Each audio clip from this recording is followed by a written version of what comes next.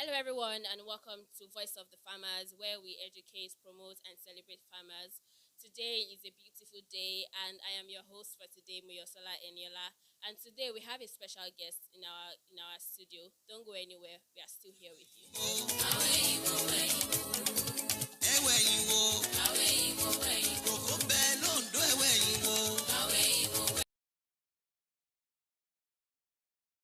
So it's raining heavily today, and we are also in the farming season because there is so much that the weather is offering us right now. In some states, we see that they are praying for rain, but that is what we have in abundance here in Lagos State and in the southwest. So my question to you is, what are you doing with this abundant rain that we have? Are you just cultivating the weeds in your backyard while you can be farming, while you can be planting different vegetables in your backyard?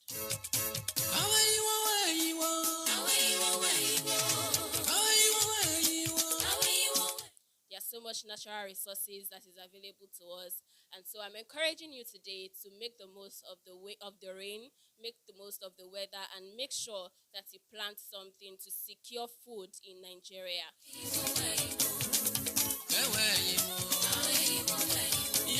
Moving on to our show today, like I said, we have a special guest with us in the studio, and I'll have him introduce himself. You're welcome, sir. It's my pleasure to be here. Thank you. All right, sir. Can you please introduce yourself to the audience? My name is Honorable Tunde Umpati. I am the chairman, Poultry Association of Nigeria, BADAGRY, local government zone. In the same vein, I'm also the general secretary and the coordinator of the Lagos State Coconut Traders and Sellers Association at Balata Coconut Market, Marina, BADAGRY. Amazing. It's amazing to have you in the studio with us today. So can you give us a little bit of backstory, how you got into farming in the first place? Well, thank you very much, presenter. I was born into the family of farmers, both my maternal and paternal. They are specialists in coconut production. That is in Baji. My village is Baji village. Here in Badagry, we have a lot of coconut plantation in this area. And a lot were being planted by my great-grandfathers, followed by my father and the rest of that. The same thing with my maternal area, that's Ivoji community, here in Badagry West. We have a lot of coconut plantations. From there, I developed the interest because I was trained with farming money, agricultural money. So you can see it's inbuilt in the family. Thank you very much. Amazing. So what about poultry farming? How did you get to be a poultry farmer? Yes, poultry farming is an interesting agricultural outlet. I was introduced to it by one of my very good friend and his senior colleague, Mr. Kilolu. He's in the agri settlement. I do visit him in my political career area so whenever I visited him, I see him busy in the farm. So he's busy bringing out eggs, and I see customers clean up for eggs. Right. So I developed interest. I said, wow, this is a good innovation, and that was how he introduced me to the business. That was about 20 years ago, and that's how I started with the poultry production industry. All right. Okay, so the question that I'm going to ask you now is, so far, I'm guessing it's so many years down the line now, what are some of the major challenges that you've encountered as a farmer? Well, in Nigeria, generally, things are not easy as regards agricultural business. In the poultry industry, for example, we are facing a lot of crisis presently due to the high cost of feeds and other agricultural concentrates and inputs. So this has not been easy. And as a result of this, we've seen some of the farms folding up, which is not too good for the economy. Presently, again, we are having a very major challenges in the high cost of feed. Feed presently is not easy. You can see a bag of feed going as high as 19,500. Wow. And how do you expect farmers to cope? Again, most of the inputs that we used to get, the concentrates that we used to get easily, they are nowhere to be found due to crisis in the agricultural sectors. So the capital is also another issue. Most of the things, the cage that we used to, battery cage we used to get easily at a low cost, they are now getting higher due to the influence of the economy on this outlet. So it's been a very challenging situation, and that's why you hear farmers crying here and there and calling for the intervention of the government of the day. Okay.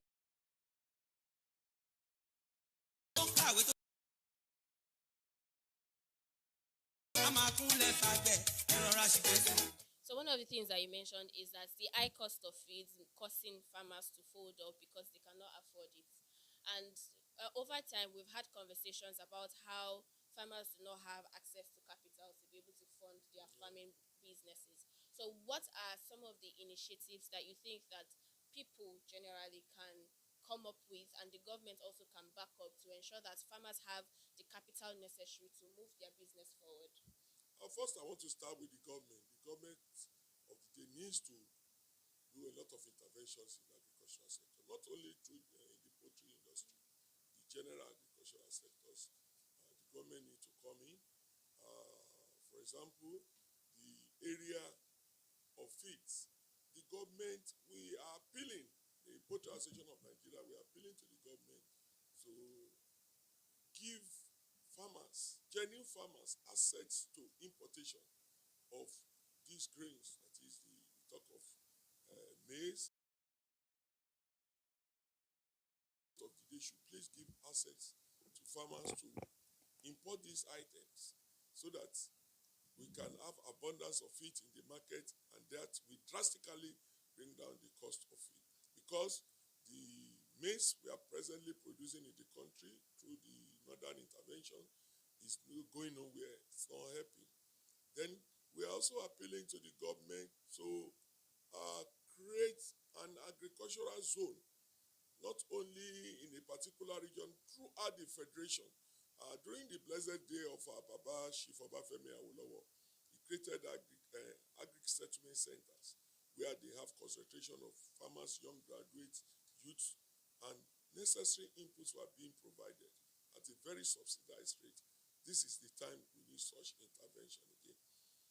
The government, again, need to give farmers enabling environment through accessibility to loan. I mean, low-digit loans. Farmers need it.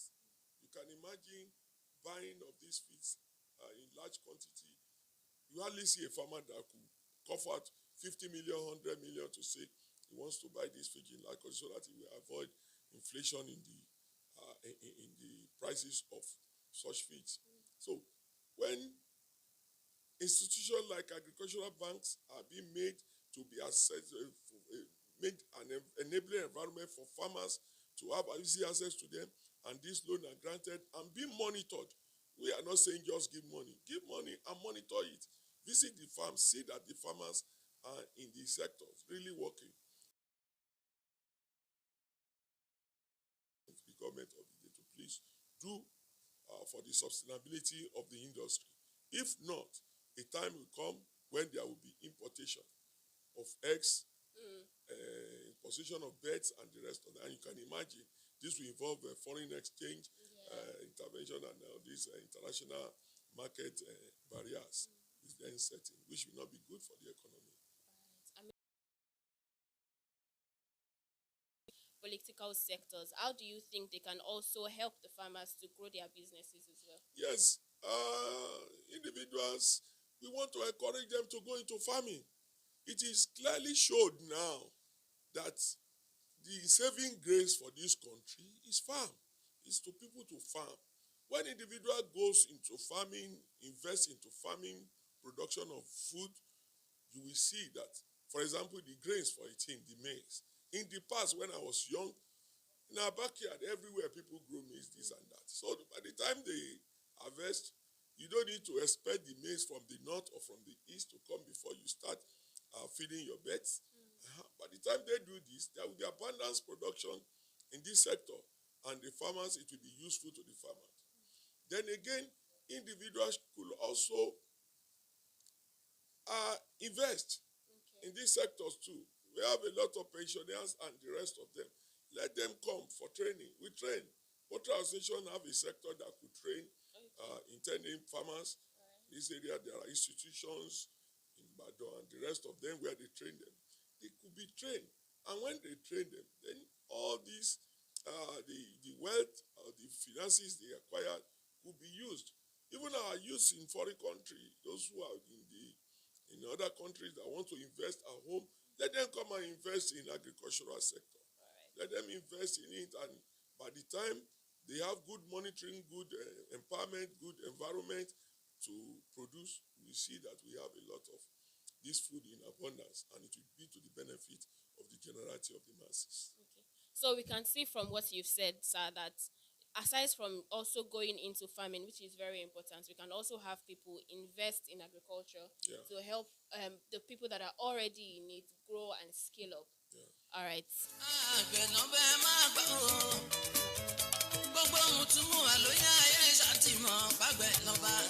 So now the question I'm going to ask now is, considering that you have both experience in poultry farming and also in coconut plantation, how do you,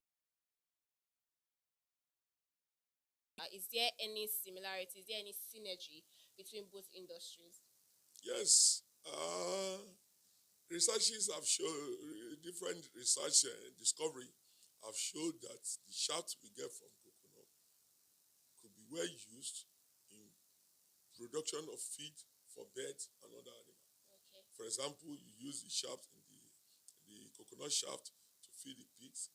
Right now, we use it to feed the birds as well. Yeah. By the time you dry it, you mix it up with the concentrates and the rest of them, the maize and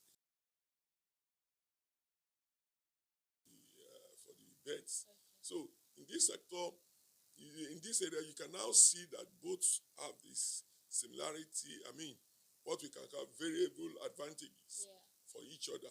By the time we increase the production in coconut production, it's to the benefit of the poultry farmers, the birds, not only to the poultry farmers, even to those in the piggery sector.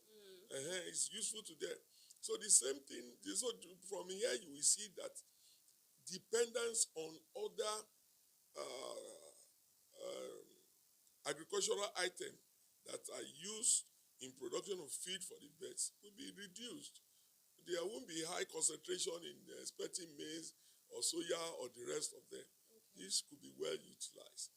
And that is why we are saying the government should please invest more in agricultural sector, so that this we have an intervention to the benefit of the farmers who are really in the business. All right, sir. Thank you very much, sir. So, from what you've said, you've mentioned that both all of these sectors under agriculture work hand in hand. Yeah. So, how, now that we have spoken about that, how do farmers in these different sectors collaborate to be mutually beneficial to each other? How do people who are farming in the farm help those who are poultry farmers, who are into pig farming, all of these sectors? How do they come together to collaborate so that there is much more sustainability in terms of feeding the animals and also in food security in Nigeria? Thank you very much. This is a very good question. For example, here in Badagry, we have the Farmers Forum, which comprises of all the farmers in different sectors. And in our meetings, we look at how we can pally together. We look at how we can intervene, a sort of synergy that could work in between. Okay. And this has been useful to us. We've been benefiting from this. Okay, for the sake of the sound, can you move closer to the mic so that our people can hear you clearly? Yes, sir. Thank you very much. Yes, sir. What I was trying to reiterate upon is we now have a forum that is known as a Farmers Forum. Okay.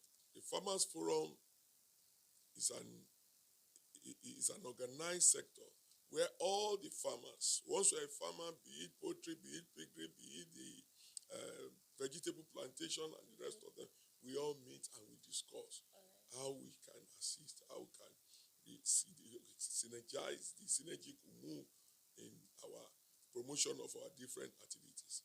And this has been supported by the local government. For example, of recent, the local government organized a subsidized market intervention. Yes. And you see all of us moving in force to that market to display our product. It's through the Farmers Forum. If there has not been Farmers Forum, how do you identify those who are in poultry, those who are in piggery, those who are in vegetable, the rice production, and the rest of them? Again, We also, there's what we call the Farmers Bank now, which Lagos State just established of recent. Okay. And through our collaborations, we'll be able to jointly put money in that bank with the hope of securing loan in the nearest future to do our businesses and the rest of them. Again, we've been encouraging each other too. For example, those who are in the coconut farming business, we now encourage them. In poultry, we have appealed to them. They can cultivate and plant maize within that coconut farm as they have. So we can then collect from them and all those things. Then, again, those who are in the tomato sector, vegetable sector, they do come to us to come and take our waste.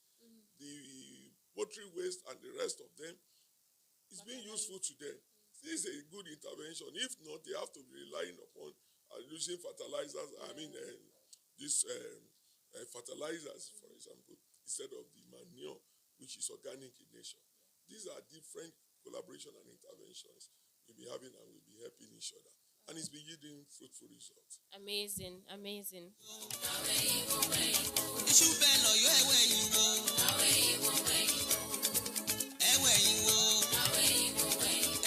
Okay, so now for farmers who have not found their way into the association, for farmers who are just starting out and they have not found a way to connect to other farmers, how can they get in touch with these associations that are already in place to help them? Thank you very much. We've been doing a lot in this aspect, and I want to give kudos to the Farmers' Voice. They've been trying in this area. We have a platform,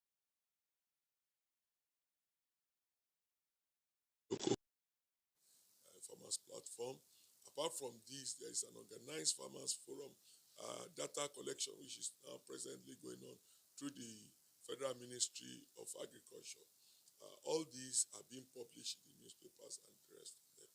Then personal contact, again, also goes in places. We've been reaching out. They can reach out to us through vendors, poultry farms. For example, we kept a register at the feed millers' shops, where those that come to produce their feeds could, link us. We have leaflets which we are drawn to feed outlets. Those that sell feeds can pick up and see, so there's an association called Poultry Association of Nigeria. They can now join us. And we've been getting positive responses through this area. Then our shows, again, we do have shows. Of recent, we had a collaborative shows with the fish farmers. And through this, a lot of people that came, they were able to identify to us. There are some who are in the fish production industry who now realize that so they can also invest in poultry farming, and this has been a helping idea to both parties. All right, sir. So moving on to the educational sector in conjunction with the agricultural sector, how does education come to play in getting more people to come into agriculture and also helping more people understand the different things that they can do in the agricultural sector? Well, that's another lovely question. When I was in secondary school, I developed more interest in agriculture through the topic on agriculture under the subject economics. It's been a lot of ideas were being spread there. Importance of agriculture to country, the benefits of agriculture, and the need for agriculture, and factors that affect agriculture and the rest of them. I gained all this from my secondary school days. So government need to emphasize more on this, encourage pupils, encourage the secondary school students, organize seminars where we can catch them young, right from even the primary school, because nowadays you see that little interest and emphasis are being placed in our institutions on this, which is not supposed to be. In the past, we used to have farming, a garden. People used to go for farming, garden within the school. They go to the school farm. They cultivate vegetable and the rest of them. At the end of the term, they harvest and you see them selling to the public, to the teachers, to the community. All these are nowhere to be found now. The government need to reintegrate and reintroduce this. Again, the general awareness needs to be, the mass mobilization, they used to call them MAMSA in the past. I don't know, the mobilization sector of the government, they need to create an awareness within the community. Have a forum through which the community could be told why they need to cultivate, to go into farming. The little farmlands at their backyards, they need to do more on that, just not to leave it fallow. That is not, to go further, again, we need to have regular sensitization through institutions. We have the agricultural institutes in Ibadan, IITA. The government need to help them more. They cannot. Only the grants or the subvention they do have cannot help. The government need to put in more. The agricultural associations need to put more. So all these will go in a long way in ensuring that people are well acquainted with the benefits and importance of these agricultural sectors. Amazing.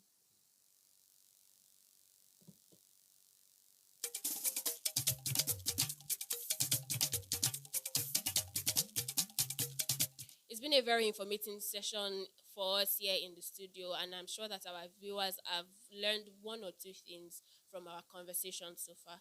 So as we bring the show to a close and as we wrap up today's session, I would like to ask you, what advice do you have, first of all, for young farmers and then also for established farmers?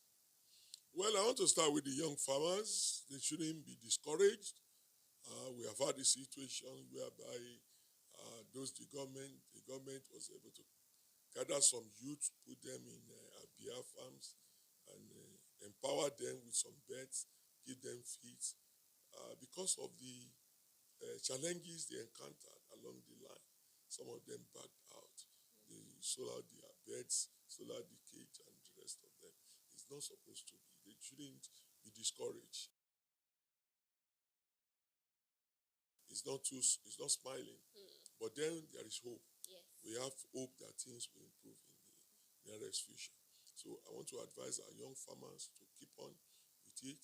Again, I also want to advise our young farmers, when they have opportunity to loans or assets, to loan accessibility or interventions from the government, they shouldn't mismanage it. They should use it exactly for the purpose. It yields. It helps. You see them giving them 200,000, 500,000, and the next day you don't see them again in the farm. Then I want to appeal to my fellow farmers too. It's very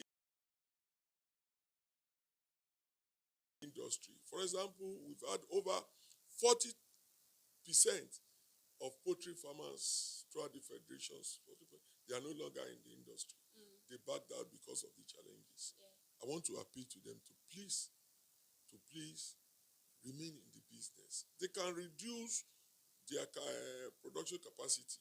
If they've been having 1,000 bed, 5,000 bed, they can come to 2,000 and still continue to manage.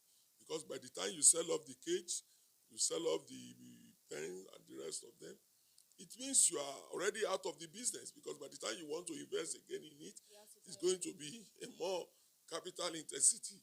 So as a result, I want to appeal to them to please, let's endure. Endurance, it pays. I faced a lot of challenges. Then I never backed out. What I did was just to a little bit adjust, reduce my beds, the number of the beds, and I keep on with it. And with the hope that things will improve in the nearest future. And our governments too, they need to do more. They need to do more. Though they've been trying, for example, the Lagos State government, I appreciate what they've done for poultry farmers so much, but we still plead for more. We still plead for more. We need grains. We need soft loan. We need grants. We need interventions from the state government. A lot of things need to be done, and I do hope that when all these things are put in place, definitely things will change positively. Thank you very much for joining us on the show. It's my pleasure. From everything that you've said, once again, want to encourage all of our listeners and viewers and everyone that will come across this live session. Continue to do that which you do. If you need to downsize, do so, but do not throw in the towel, because the economy is not great now, but it's going to get better with time. Once again, thank you very much for joining us on the show.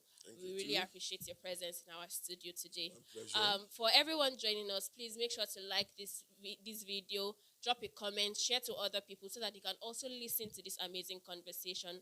And until next time, thank you very much for joining us at Voice of the Farmer. Kò lè bọ́ sí, kò lè ṣeé ṣe. Mo ní ẹ jẹ́ ká ṣàgbẹ̀ toró ń jẹ ṣe kókó, aláìsàn jẹ nínú.